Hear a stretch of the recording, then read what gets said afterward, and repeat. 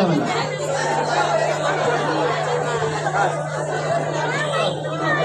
বাবা শফিক, ও শফিক, কই গেলি বাবা? একটা পোলাও আমার কথা শুনে না।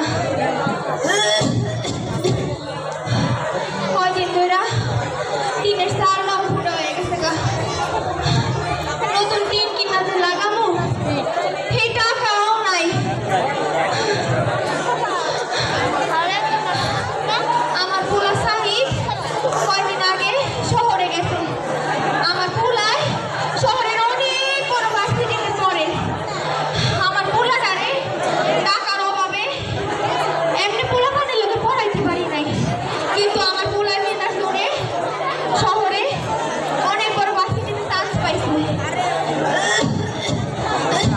পোলায় কইছে লেখাপড়া শেষ কইরা বড় চাকরি নিব, এরপরে আমারে আর সাইদের মায়েরে ঢাকা লইয়া যাইব। টাকা নিয়া সাহিদের মায়েরে আর আমারে বড় ডাক্তারখানায় চিকিৎসা করাইব।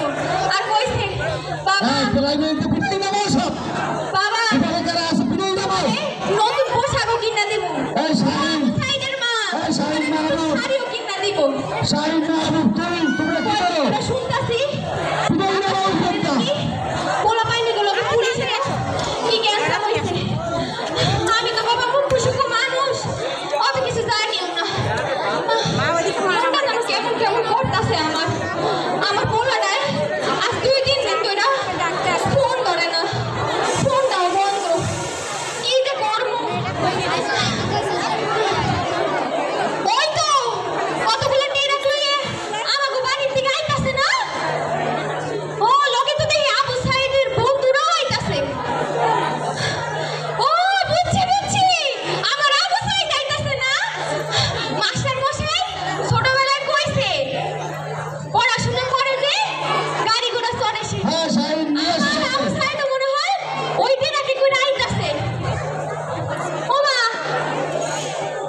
এ বক্স নামাইলো কিসে? এ বক্স কি? হ্যাঁ, তুমি না আবু সাইদের বন্ধু? তোমরা কথা কও না কে? এ বক্সের মধ্যে কি? আল্লাহ, আল্লাহ, আসতেছে কে? এ বক্সের মধ্যে কি? আল্লাহ, কথা কও না কে? কথা কও না? তাহলে আমি দেখতাছি।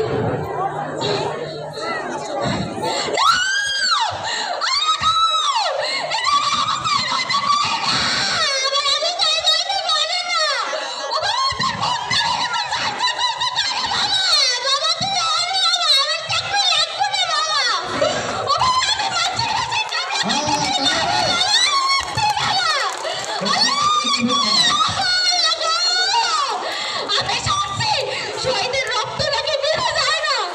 আল্লাহ, আমার ছেলের এই অবস্থা যারা করছে তাদের তুমি বিচার কইরো। ধন্যবাদ।